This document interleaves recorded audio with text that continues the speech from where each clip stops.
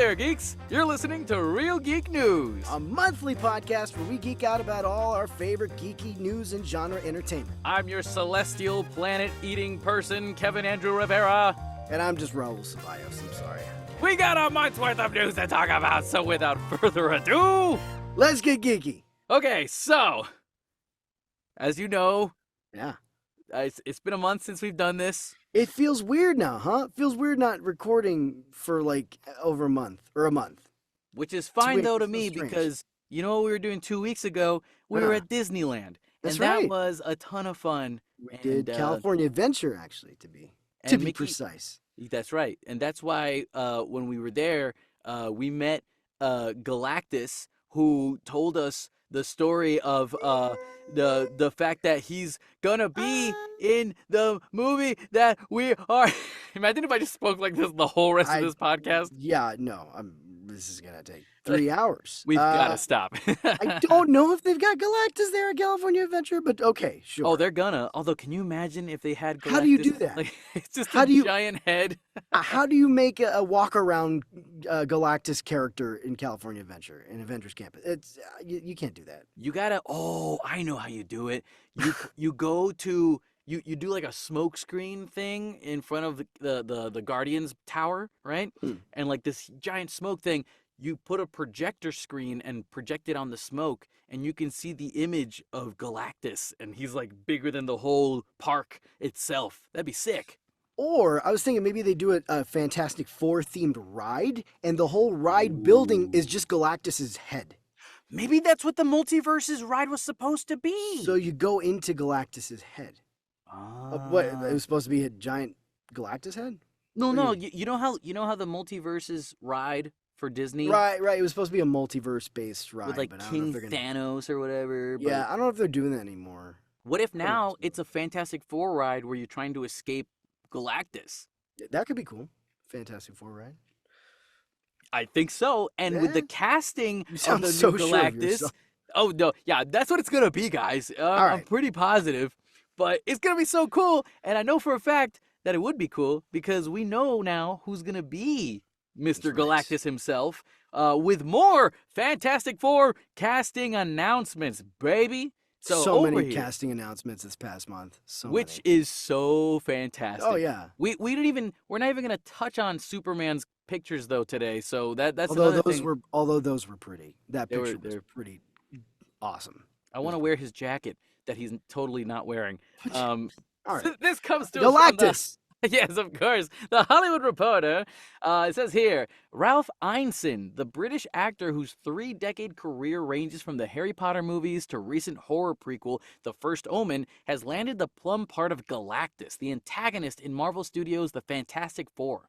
Also cast are Julie Garner as a female Silver Surfer and Paul Walter Hauser in an undisclosed role, which some have theorized could be Mole Man or the robot Herbie. John Malkovich is also signed on. It goes on to say, Ineson is said to be playing Galactus, an intergalactic being who eats the life force of planets, and now he just picked the wrong planet to nosh on.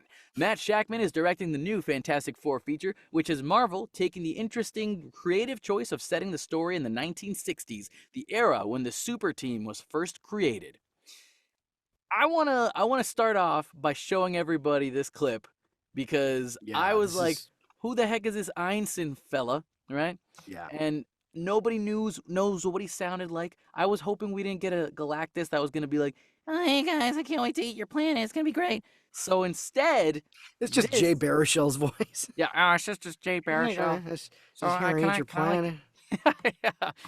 I hope you don't mind. I'm kind of hungry, you know. Found a Snickers bar, but it didn't do the trick. But so this... let's hear this guy's voice, yeah. You're going to hear a little bit of his voice / a little bit of a woman's voice because he plays the Green Knight in the movie known as The Green Knight. So check this out. Listen to this. O greatest of kings, indulge me in this friendly Christmas game. Let whichever of your knights is boldest of blood and wildest of hearts step forth. Take up arms, and try with honor to land a blow against me. Whomsoever nicks me, shall lay claim to this my arm. Its glory and riches shall be thine. But thy champ must bind himself to this. That is freaking insane. Like that is his voice is perfect. But wait, I'm gonna show you guys one more clip. I just want you guys to hear the laugh. Let me see here.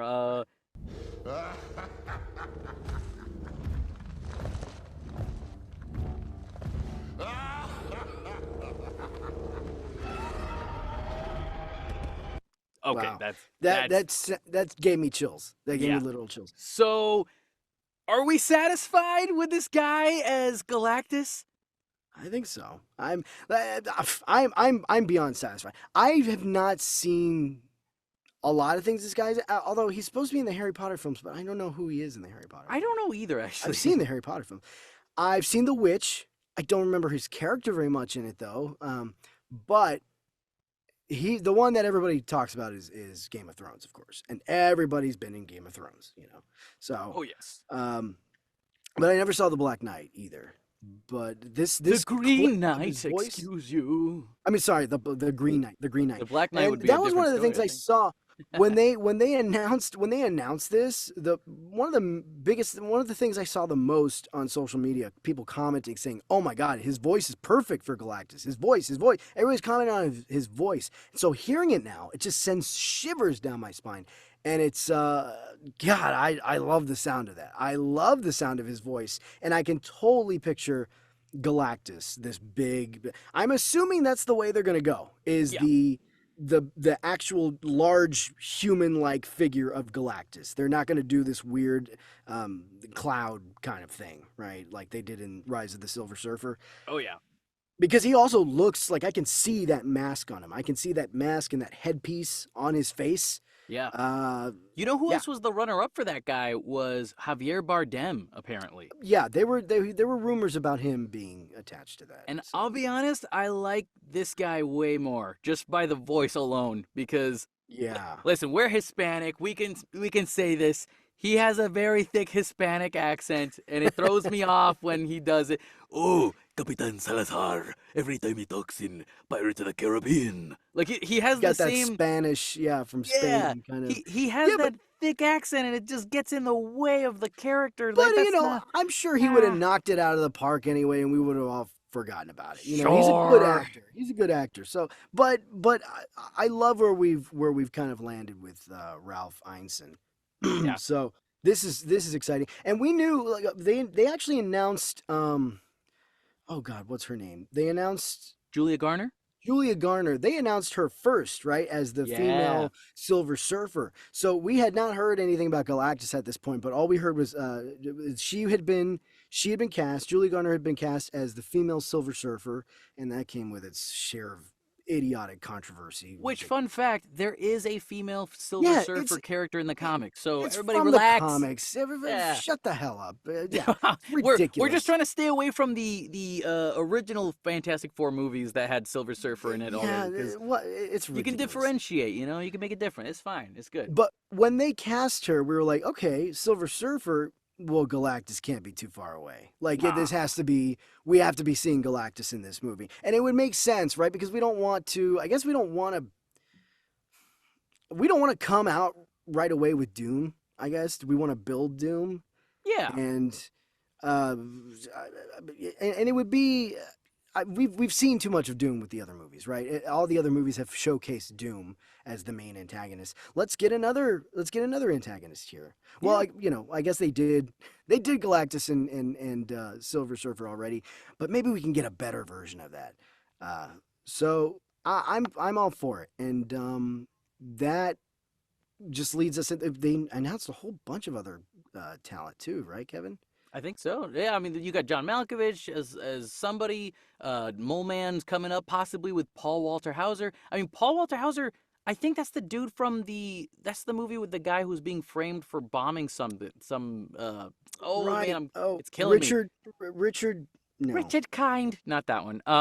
Richard. What is it? Something. Oh, it's killing me. But he was like, it was a very serious drama. Richard and- Jenkins? No, Richard Jenkins. No, that's an no, actor. no. Richard Jewell. Richard Jewell. Yeah, that's the one. That's the one. The Richard Jewell film. I think this dude is popping up in like a bunch of other projects now too. So clearly, Hollywood really likes Paul Walter Hauser right now. So that's pretty cool. He's great. He's been in Richard Jewell. He was in that. He got a lot of acclaim for that show Blackbird. He was in what's that one? Oh, guy with Margot Robbie about the figure skating. I, Tanya. I, Tanya. He was in I, Tanya. He was really good in that as well. He's also in Cobra Kai, and I really enjoy him as Stingray in Cobra Kai. That is him in Cobra Kai. That's Yep. crazy. But fun fact, I actually ran into him one time. Okay. I saw him at Out and About. And did you kung fu him?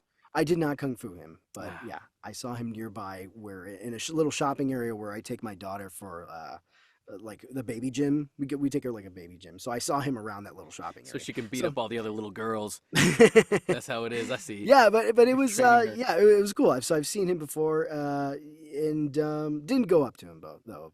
Oh, should have. I'm that kind of person. I don't like to bother people. No matter how much I geek out, like I would love to go and talk to somebody that I recognize and that I see, but I'm always that person, like I don't want to bother them. I just let them live their life, But anyway, I love him. I love all the stuff he's done. He's gonna be doing so much more. He's just been on a streak of casting lately. Like he's gonna be Chris Farley in the new Chris Farley movie. He's doing this. That's right. Wow. Yeah. What else is he? He's doing the new Naked Gun with Liam Neeson. He's going to be in that. And then he also got cast in, what was the other thing? Like the Let's Make a Deal. Is it the Let's Make a Deal game? About the guy who cheated at the game show, or not cheated? Yes. Got accused of cheating on this game show. He's going to be in that movie with Walton Goggins. But he's just like on a roll lately. Yeah, for sure. Good for him. Good for him. And then I think. And also, the fact that they're saying he could be either Mole Man or Herbie the robot, why not both? I bet you he could do both. You're just doing the voice of a robot, and then you can actually be a different villain character for the live action stuff as well. Like, you could definitely do that. And man, he's probably getting a big ass paycheck for that. But good for him if that's the case. I'm saying it like it's fact. It's fact. And Disneyland is doing a Galactus ride. It's gonna happen. Don't look any of this up. None of it. Don't look. Just believe me. I heard it in a dream somewhere. But how do you feel about the 1960s era still? Because it looks like they're sticking to that. They're going to stick to this 1960s Fantastic Four with Galactus, Herbie, and all the others. What do you think? I'm happy with it. And honestly, at this point, I've just kind of come to terms with the fact that, like, I don't even care how they explain it away. I don't care how they explain why we're in the 1960s, I don't care if it's like, oh, it's just the past of this universe, or if it's like an alternate universe of the MCU where everything just still happens to be in the 60s. I don't care at this point. I'm excited about this movie just based on what I'm seeing, the cast we've been getting, and John Malkovich has been cast in this as well. Like, I mean, this is the cast so far is looking really good. Oh, Natasha Lyonne was also just recently cast in this movie.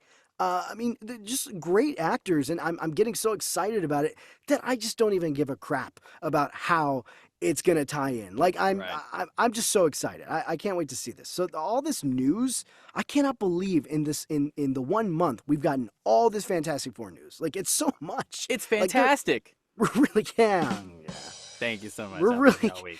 I mean, this production is really starting to kick into high gear now, and I think they're aiming for a production start of like what, August, something like that. Yeah, I think so. Yeah, so right around the corner, which is great because as long as they have a good writer and a good director, they've got Matt Shackman working on it.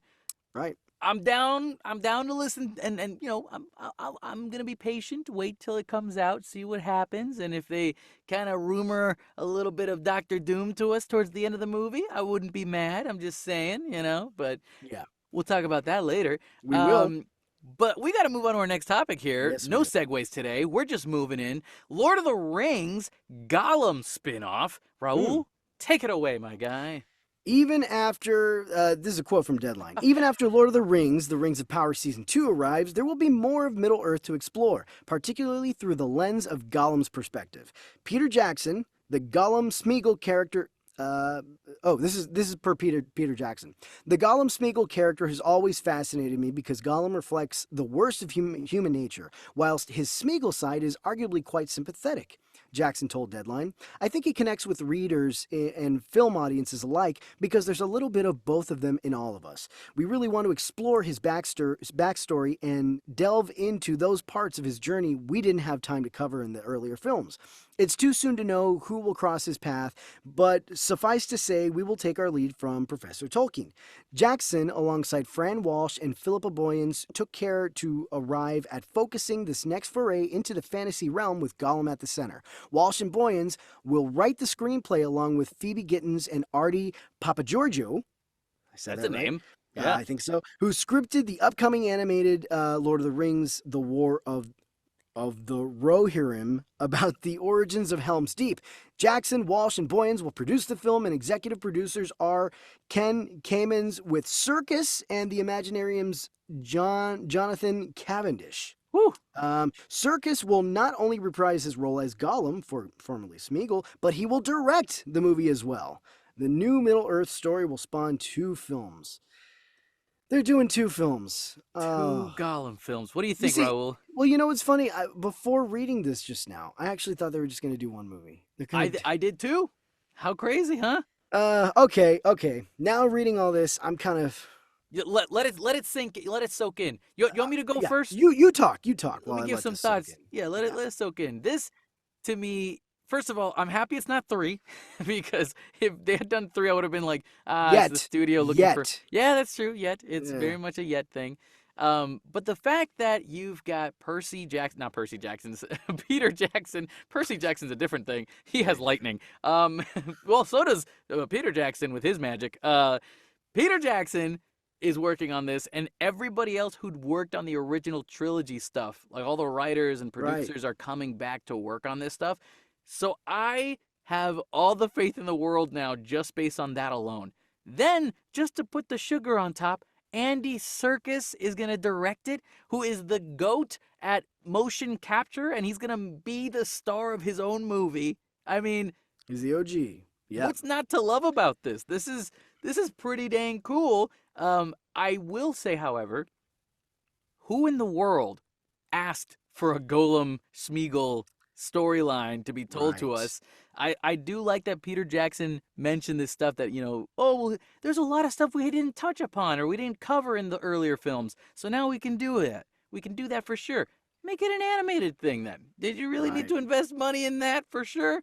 However, if they're going to do it live action, go full out. And I want to see the best of the best. I want to see the best version of Smeagol. I want to cry at the end of Smeagol's movie so that I can be like, oh, God, I got to watch Lord of the Rings now.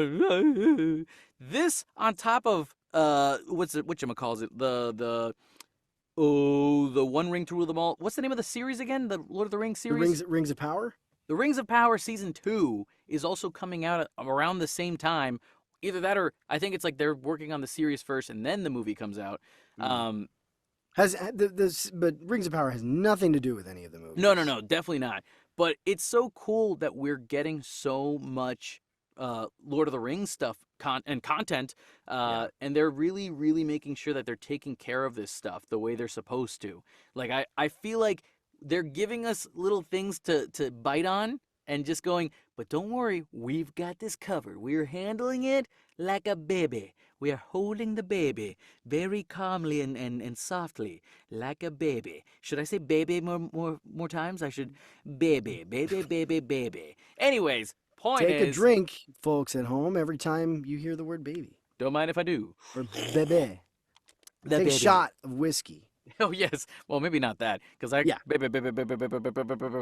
You're drunk now.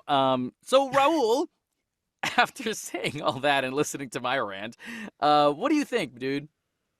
I'm kind of torn about this, honestly. I think the good news about this for me is that the screenwriters of the original trilogy are back and are going to work on this alongside Peter Jackson producing.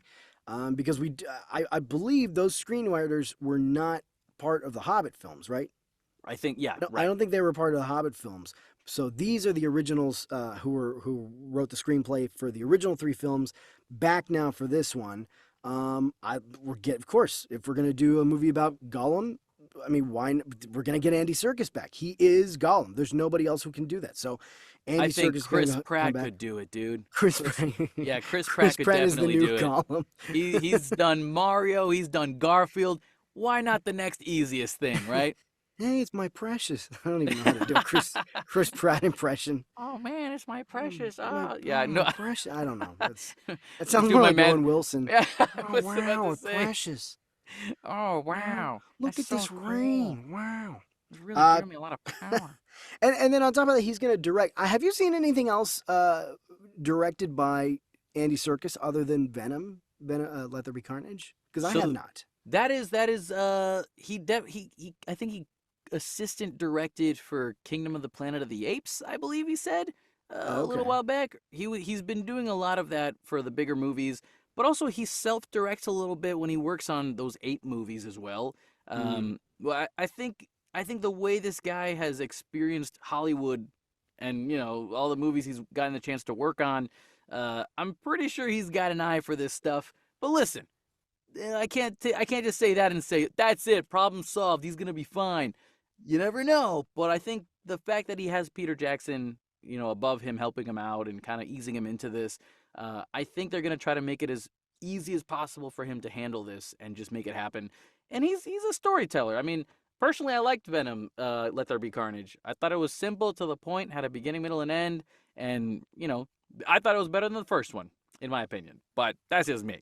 I don't agree with you on that one, but it was fine. Ooh, that's okay. But listen, at the end of the day, I'm just excited to see more Middle Earth stuff. I just don't want it to be, what's the word? Like I don't want them to milk it to the point where it doesn't become Lord of the Rings anymore. Um, That's what I want to touch on. so again, I think as long as they know what they're doing and they've given me this much confidence right from the get-go, I'm cool. But if stuff starts coming out and we all go, oh no, what are they doing? Then, hopefully they take a break. But I don't think that's what's happening. I feel pretty good about what's happening so far. And we'll leave it off to Professor Tolkien's work. And as they say, go Well, on. I want to say, I mean, as excited I am about the things that I mentioned, Mm. I have been burned before. There's 3 films called The Hobbit trilogy, and that is one book, Kevin. A short book. I read it when I was a kid. I read it. It was easy read. Lord of the Rings book, 3 large, epic books. Okay, if you're going to adapt Lord of the Rings, yes, 3 movies, 3 long movies. The Hobbit, just one short book. They made that into 3 films. They spread that out into 3 films, and it was totally not necessary. And I see them saying, "Oh, it's gonna run the course of 2 films," and I go, "Oh, here we go again. Mm. Here we go again. We just can't help ourselves." Then again, I don't know where they're gonna pull the story from. I had heard somewhere the rumors of like it's supposed to be, because I think I heard that maybe the movie might be called The Hunt for Gollum or something like that, and that it might take place during the time in Fellowship of the Ring when I think Saruman is sending his people to go find Gollum, Mm. and then finally they got him captured, where they're torturing him. He's like, "Shut Baggins," Right. I thought I had heard that the movie is going to lead up to that point of them trying to find Gollum to get him to talk and squeal. That's what I think Um, too. Yeah.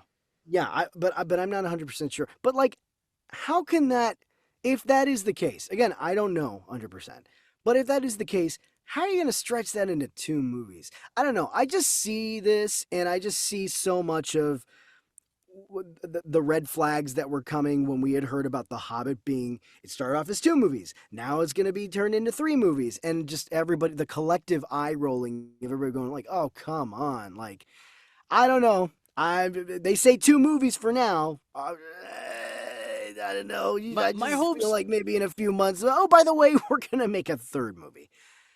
They just can't help themselves over at WB Yeah. when it comes to stretching these Lord of the Rings movies out. Now, here's my rebuttal, because I know Deadline did report this as like a fact that there are going to be 2 films, but maybe they might change their mind. Like the movie studio might change its mind and realize, oh, we don't need two movies to tell this story. But if you are going to Mm, tell two stories, two separate movie film story parts or whatever, you better have something really good that can really get us into it. But I don't think Warner Brothers is going to go, you know what we can use? Less money. So let's make one movie instead of. But then, No. so now that brings me to my next thing.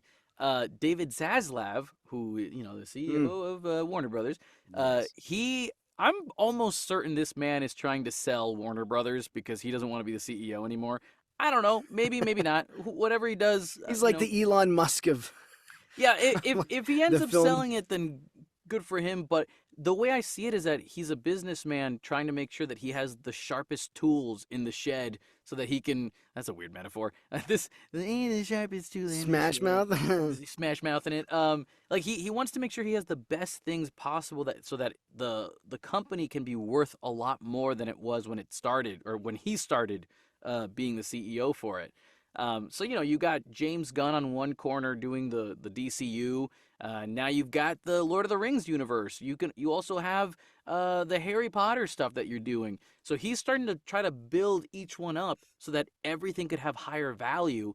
So I would only assume that he would greenlight this stuff, assuming that he's trying to make good content and really hyper focus on it before he sells it off or something.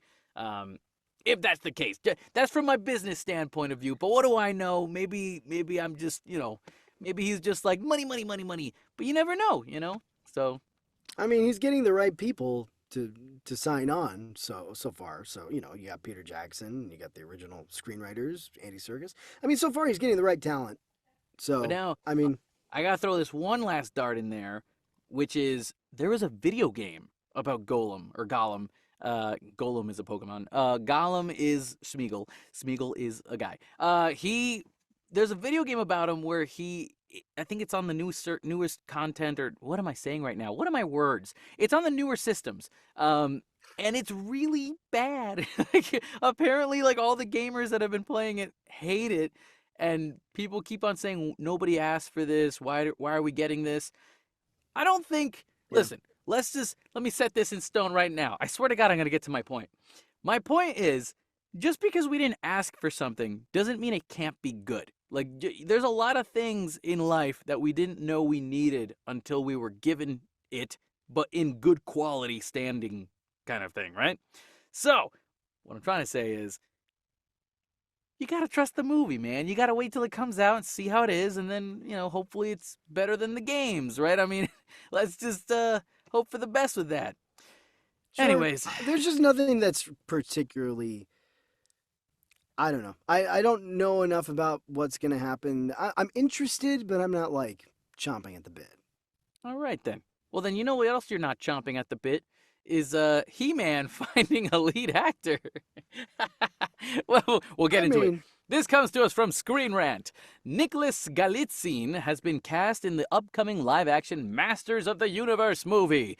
Masters of the Universe is a long-standing IP from Mattel that centers around the ongoing conflict between He-Man and Skeletor on Eternia, a planet with both medieval sword fighting and high-tech sci-fi technology. Masters of the Universe has been developed into countless forms, including the recent Netflix animated series Masters of the Universe Revolution, with Kevin Smith. Per Amazon, Galitzine has now been cast in the Masters of the Universe live-action movie in the lead role of Prince Adam / He-Man. The film will be directed by Travis Knight, who is the CEO of Laika Animation Studio, who I also think is the director for a couple of Transformers films. Bumblebee. Um, Bumblebee. The best, Ooh. arguably the best Transformers film. Amen to that.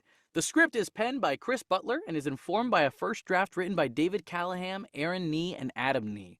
Galitzine has had one of the most surprisingly explosive careers in recent years. Prior to 2022, he was essentially an unknown entity. Then he was cast in Purple Hearts, a Netflix film that eventually took off and gained success. This started a mini boom in Galitzine for him, who went on to play Jeff in the raunchy teen comedy Bottoms in 2023. 2023 also saw the continuation of his successful streaming film career when he starred as one of the leads in Prime Video's Red, White, and Royal Blue. Prime Video then cast this guy in The Idea of You, an age gap romance starring Galatzine opposite Anne Hathaway. With this role added to his filmography, the actor has been ever further deemed a streaming star, as very few of his films have been released in theaters. In fact, Galatzine has been in very few films overall, so Masters of the Universe is a great opportunity for him. Unlike his other movies, Amazon actively has plans to release the film theatrically on June 5th, 2026. You know, I will say the one thing about this article, because I know I'm the one who pulled this one out, I don't like that they're telling us that this is going to be a great opportunity for him. That's for us to decide, you know, as the viewers. Yeah. I think this could be a good We'll opportunity for see. him. Yeah, like we could go to the movies. I mean, it could be the worst thing for him, you know? It is a good opportunity. It is a good opportunity. It is a good opportunity. Now, whether he's successful with it, that's for time to tell. And also, it comes out the day before my birthday in 2026. Well, look at that. I will be 31. I'm so used to saying 20. I'm going to be 30 next week, dude. 30s, man. But yeah. Welcome. It hurts. I'm almost there. My I'm not back gonna already say, hurts. I'm not going to say what. It just all hurts. So be ready. My eyebrows? Everything- Yes. Yes. Anything you can think of, yes, that hurts too. Now, listen. I don't know if you saw that movie, though, with him and Anne Hathaway on Amazon Prime. No, I did not. I didn't either, but I saw posters everywhere. So my point being, I don't think anybody has heard of this dude before, which I guess that does make it a good thing for him to pop up in this random movie as like the main lead in this action thing. However, I don't see him as He-Man. I just don't see it. Yeah, I mean, He because I'm looks- looking at pictures of him. Yeah, He looks like the Prince. He looks like the Prince Yeah, Adam for he sure. looks like But for if sure. you want to convince me that this guy is He-Man, I mean, like the name alone, he has to be like the craziest, buffest dude on the planet with the power of Grayskull. You know, like that's got to be crazy for him to do that. He's got to bulk up like Superman. You know. This guy needs to do the exercise and diet regimen of Hugh Jackman, Chris Hemsworth, and Henry Cavill combined, and then some. While at the same time has to look thin, like for the Prince role. Yeah, And then I don't transform into the He-Man role. I don't know how they're gonna, unless they do some kind of like with Captain America: The First Avenger, they did kind of like that face. Oh, I hope they got kind of better at that. face swap. Yeah, I'm sure it's been like what it came out in 2011. Like I'm sure that is Yeah. advanced since then. But I don't know what they're gonna do with that. Yeah, he's playing both, and I mean, yeah, he's got to be. I mean, I'm sure he's gonna bulk up. Yeah, because you think He-Man is huge. This guy does not look huge. Listen, if anything, So, I just want to we'll make see. sure that they nail Fisto. There's a guy in the series called Fisto who's got a huge fist. Go figure, and then he punches people with his giant fist. As long as they nail him, I'll be okay with this guy being He-Man. These names are way too on the note. Man-E faces, like that's another one that's just like, Skeletor, he's a skeleton. yeah. I mean, get come on. it, guys. Eternia, it's for all Yeah. eternity. But no, like this was the 1980s, right? I mean, the 80s. This is very much in the vein of whatchamacallit, Thundercats. Oh, Thundercats. Yep. So we're gonna get a Thundercats movie at some point, pretty soon, hopefully, because we've already talked about that one. So now what's next on that list of the 80s stuff? He-Man. So okay, we got it. Now, what do you think of this, Raul? So Nicholas Galitzine plays the Prince, but instead of him playing He-Man, we get Alan Ritchson to play He-Man. It almost sounded like you were gonna say Alan Rickman. Yeah, bring him back from the dead. And he goes, by the power of Grayskull, I have the power. I have the power. Yeah. Avada-kedavra. And then he It really sounded like you were about to say Alan Rickman. Alan Rickman would be great. Alan Ritchson, he's been on a lot of people's fan casting lists for a lot of stuff. Oh, yes. Oh, did you hear some music just now? I have to close my door now. Technical difficulties, everybody. I'm trying to ventilate the booth here because it gets so hot and my glasses get all fogged up. But I live in a household with other people in it, so sometimes some people want to watch TV, which is fine. I'm not gonna We don't hold it ding against them. anybody for that. We just We don't cry. hold it.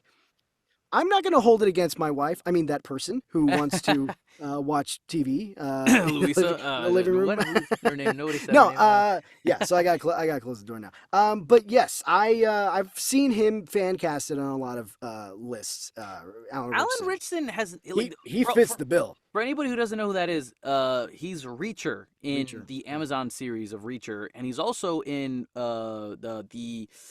the Guide of Ungentlemanly Warfare with Henry Cavill. Ministry of Ungentlemanly Warfare. Ministry, yeah, that's what it was. God, what a He- title, man. He's It's hard starting to show it's a up in like a mouthful. lot of crazy stuff as like the big beefy guy, basically. And I'm Yeah. like, man, he'd be perfect for He-Man. Are you kidding me? This dude is 6'2". I mean, Right. he can get out there and do that.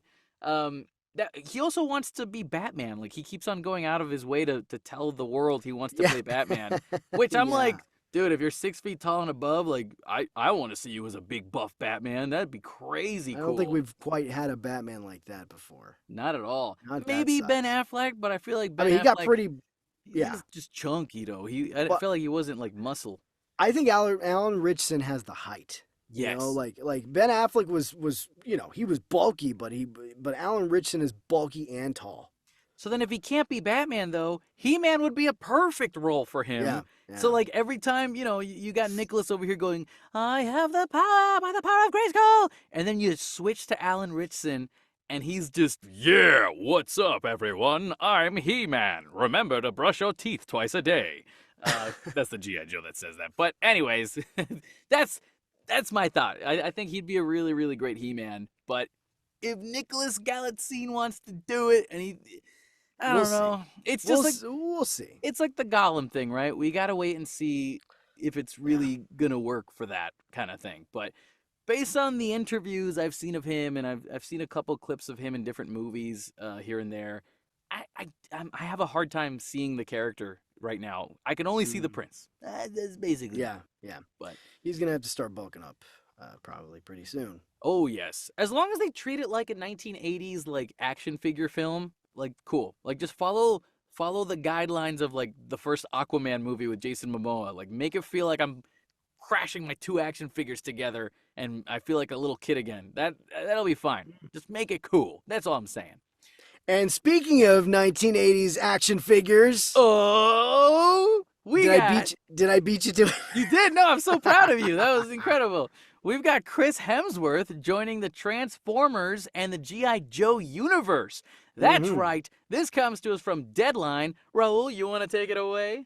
Yes, sir, I do. Chris Hemsworth is in talks to star in Paramount Pictures' untitled Transformers/G.I. Joe crossover movie. Deadline has learned, based on the line of Hasbro toys. Upon finalizing this deal, this will put the Melrose Avenue lot back in business with Hemsworth, who's already starring in Paramount Animation / Hasbro's Transformers 1, which hits theaters on September 20th, 2024. That movie was one of the highest tested Paramount Animation titles ever. Interesting. The seeds were planted for a crossover movie between the two mega 1980s Hasbro brands in the epilogue of Stephen Caple Jr.'s Transformers Rise of the Beast last summer, a sequel which received the robots in disguise on the big screen with a $439 million, more than Indiana Jones and the Dial of Destiny's $384 million, worldwide take.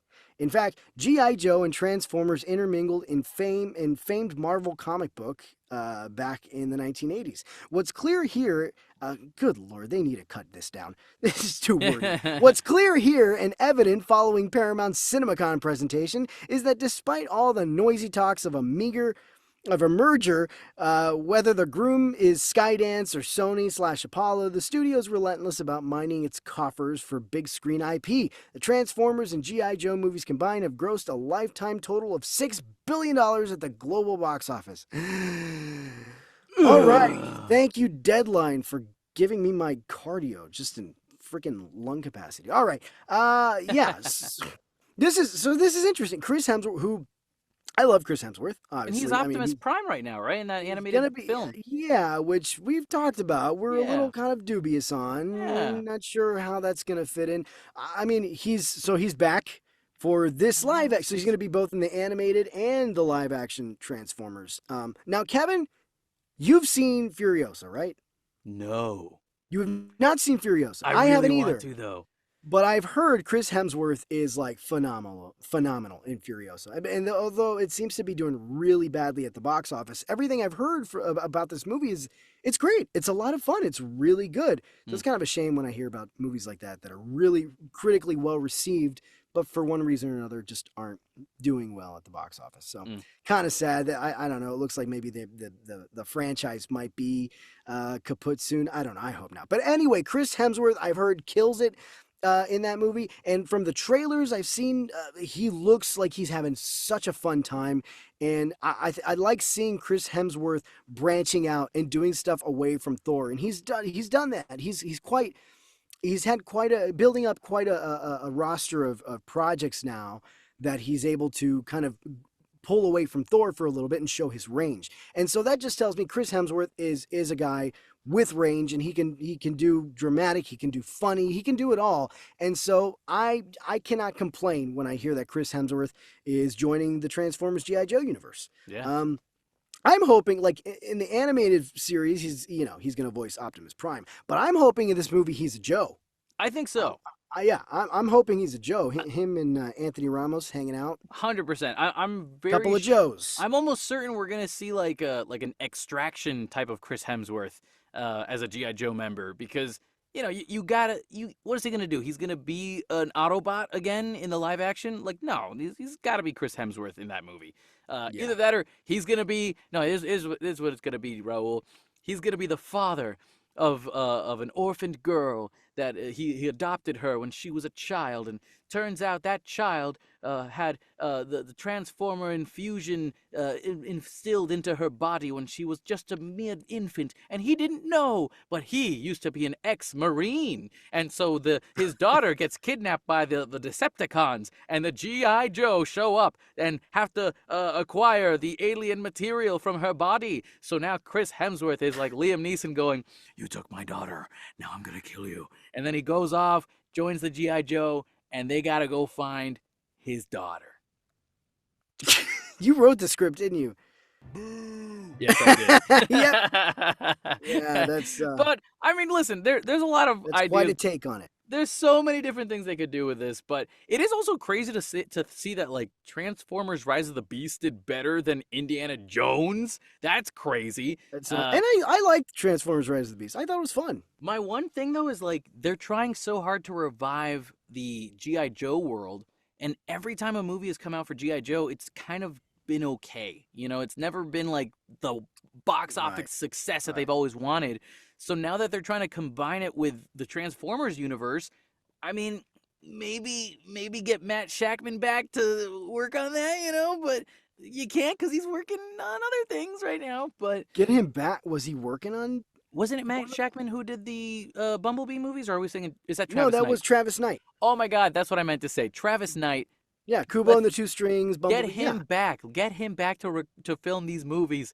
That's the only way it's gonna be successful and awesome. I know it. No, it'll be successful no matter what. Because I think when you combine these two universes, cool stuff can happen. I'm sure, but I don't know. I'm not a doctor. I didn't really watch too many G.I. Joe episodes growing up. I was more of a Transformers kind of guy. So yeah, I watched more Transformers than G.I. Joe.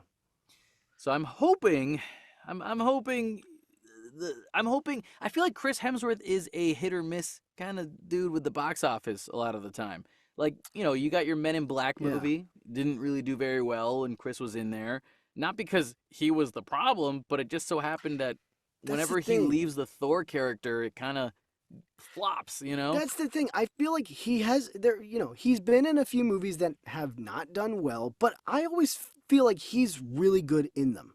Like whether the movie's good or bad, like I feel like he's consistently good. I've never seen Chris Hemsworth give a performance and me be like, that was awful. Like he's always a good performer, and he, like I said, he does action, drama, comedy. Like he does it so, especially when he does comedy, I always find it I always find it fascinating when I see these actors who are like clearly of a type, like Chris Hemsworth or Channing Tatum, you know, these kind of big, bulky, beefy, athletic guys branch out and do stuff like comedy, and they're really good at it. And so Yeah. that kind of stuff makes me happy to see. But yeah, I think he's always been. I've never had a problem with any of his performances, despite having been in a few bad movies. So Also, if you get the chance to watch Rush with Chris Hemsworth, it is phenomenal. oh, is that It's the race car movie? That is The the race car Formula movie. One? Yeah. He's like one of the best racers ever, and there's another guy who's like his rival, who's always Daniel Bruhl. Daniel Bruhl yeah, plays that guy. who plays Zemo in Zemo, the Civil Civil War War. stuff and Right. onwards. Yep. So it's fantastic. That was the first time I saw that guy in a movie, and then when he showed up in Civil War, I was like, well, now I have to watch Civil War no matter what, because he's in it. I love that guy. You were gonna watch it even before. I was that. gonna watch it even. Come on. Yeah, right. That's true. But you know what I might not watch? No, this is a terrible segue. I'll still watch this other thing. Giancarlo. Oh, wait a minute. This is our rumor Yep, thing. Here we go. Now settle in, folks. It's time for the rumor reel. So we got Giancarlo Esposito confirmed for a secret Marvel role? Question mark. This comes to us from the playlist. Esposito has confirmed that he is signed to do an MCU project. Fans are going crazy with speculation, but the actor doesn't think anyone will be able to guess his role. Speaking at a convention recently via Twitter, or X, not only did Giancarlo Esposito once again confirm he will be making his Marvel Cinematic Universe debut, but he teased the future of his unknown character. The MCU has knocked out, this is a quote by him, "The MCU has knocked on my door, and it's a role you won't predict," said Esposito. "It will be teased, and there will be a series afterwards."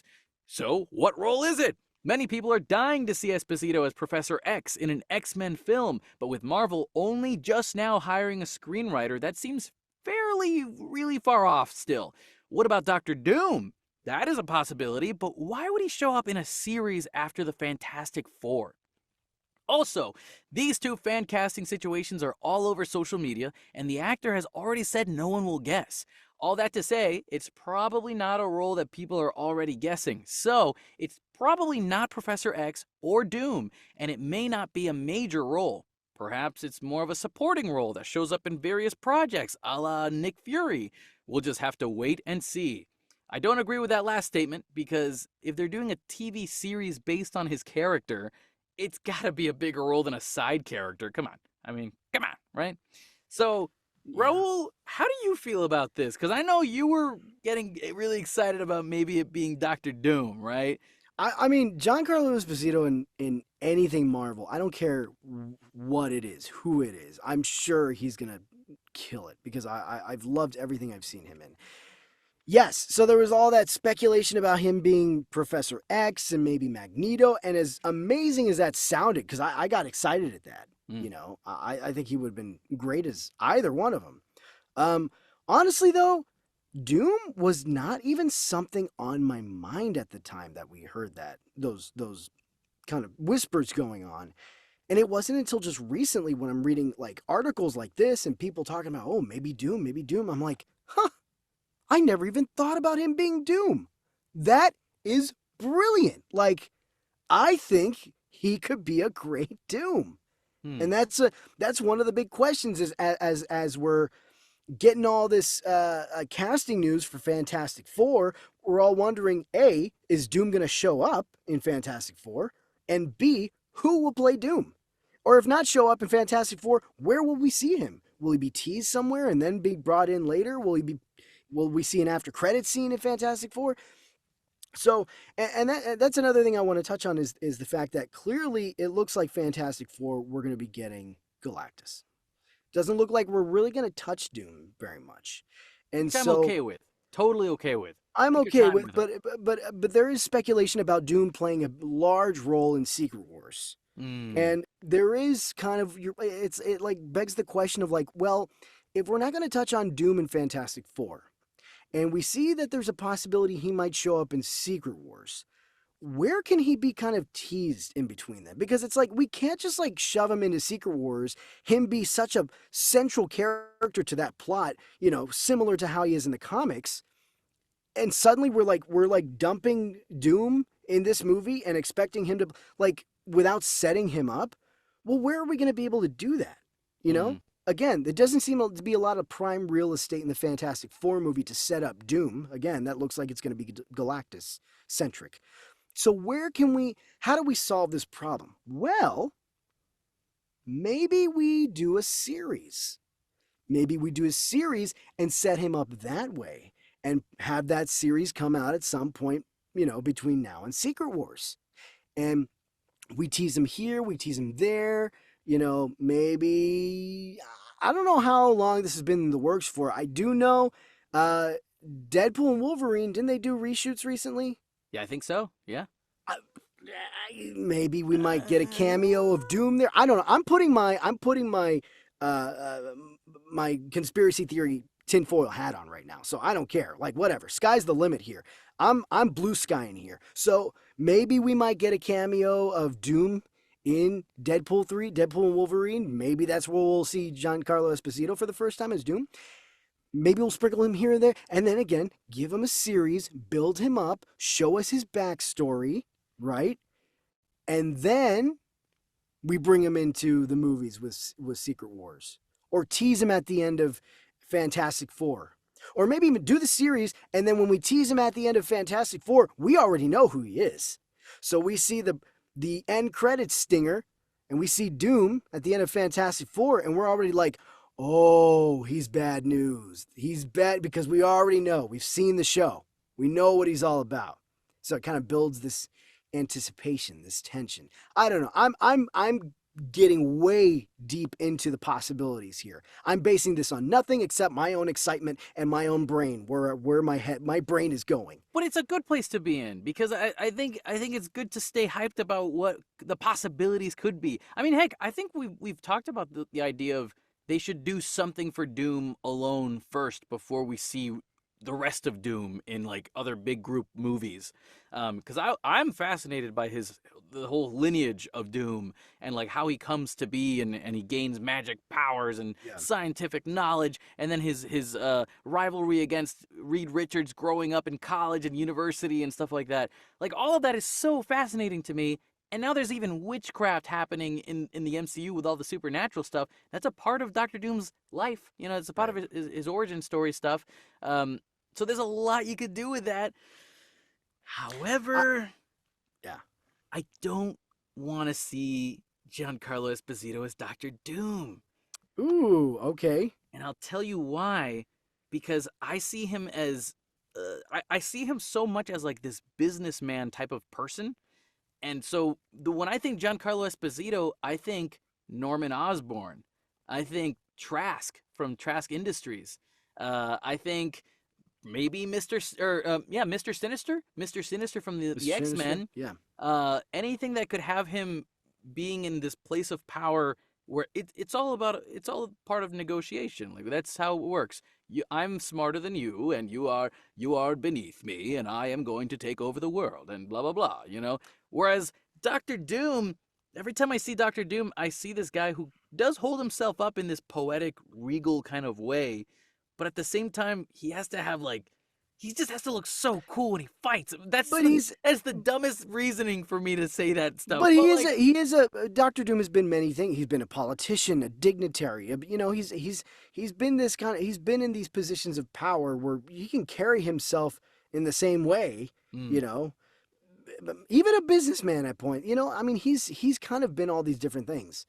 I think for me, it's just that when I see Giancarlo, like in Star Wars, Mandalorian Season 3, when he puts himself in that armor and he's ready to fight all the Mandalorians, he doesn't. I just don't get this vibe that he's a bigger than life fighter when he has to get into combat. And like I get that he doesn't have to be that, but like, man, do I want to see that. Use magic and tech. He can use magic and tech. That's true, but like that, and also like the age gap between him and Pedro Pascal. I think Giancarlo is like 66 years old, and Pedro Pascal's like in his mid 40s, early, about to be 50. I think he's like 49 or something. So I'm like, man, there's like an age gap thing too. So like, I would rather see. You know who I want to see as Doctor Doom is Cillian Murphy, because think about it. With Mm. the witchcraft stuff, Cillian Murphy has played characters like in Peaky Blinders, where it's all about the pagans and the witchcraft and all the superstition stuff, and Yeah. like he also has like the physique that he needs currently. He almost became Batman, but he had too much of an evil touch to him, so they didn't Yeah. really want to cast him as Batman. An Instead, got him infamous to do story. Scarecrow. Yeah. I mean, there's so much sitting there, and he's an Oscar winner. I mean, like that's another thing. He's a big movie star already. Maybe Marvel should grab that guy up. Giancarlo's gonna win an Oscar one of these days. You just watch. You And just that's wait. the He's other gonna- thing. He's gonna win an Oscar. Giancarlo is also not a movie star. Giancarlo is a TV star. Every time he does something crazy cool, it's always on television or it's in video games. And don't get me wrong, that should not discredit him for anything, for any reason. Yeah. But for me, it's like if I wanted to get the biggest person possible to be Doom, to make everybody go, oh, yes, you got to get a big guy. Yeah, that sounds terrible if I say it like that. But it's just such an easy way to like grab people's attention and get I don't think Cillian you Murphy have in to. there. I don't think you have to. I don't know. Yeah, I don't think you need. First of all, he's been in movies. He's been in a bunch of movies. Do the Right Thing is one of the first ones that come up to me. He's amazing in Do the Right Thing. He's great. I mean, this is years and years and years old, but he's got a presence that I think no matter what he's been in, whether it's TV, movies, or whatever, he has this presence. He has this gravitas that translates really well on screen. Whether it's as Gus or in The Mandalorian. Gus in Breaking Bad, or Mandalorian, or The Boys. He carries himself in this way that I can easily see just injected into Doctor Doom. And I don't know. He gives me a I'm the smartest guy in the room vibe. Now, what Yeah. about this though?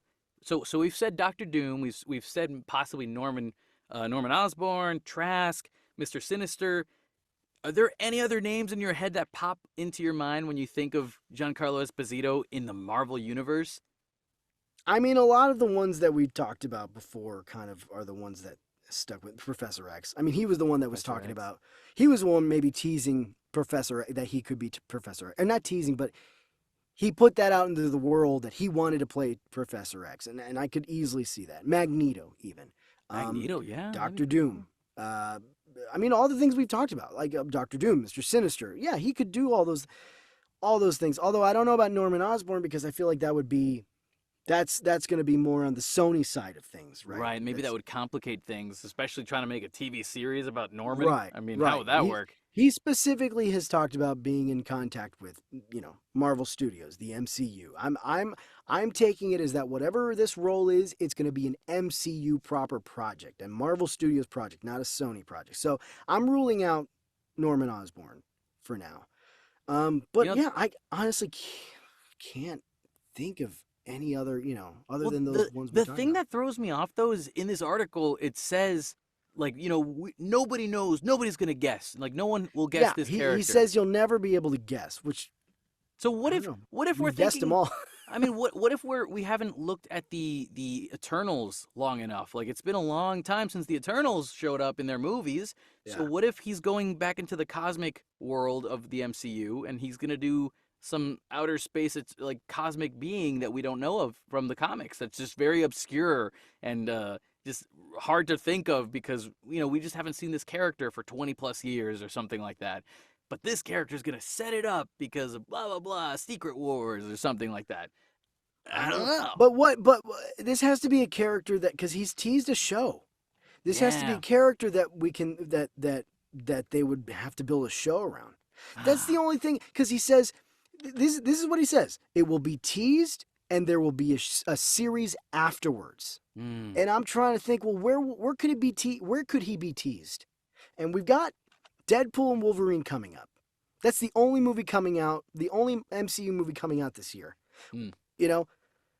I feel like if we're this far away from any of the other movies and the closest thing we got is Deadpool and Wolverine, like I can easily see the tease being there and then the show coming afterwards. Right. Because, like I said before, we don't have a lot of real estate left to set up Doctor Doom before we get to Secret Wars. Yeah.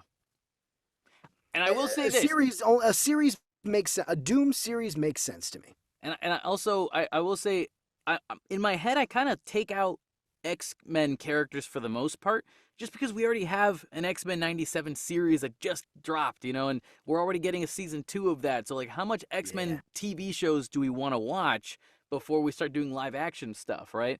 So in a way, I kind of moved that out of my head. However, with Doctor Doom, listen, I know I just gave him a lot of crap because I don't see it yet. I don't see it yet. That's the operative word right there.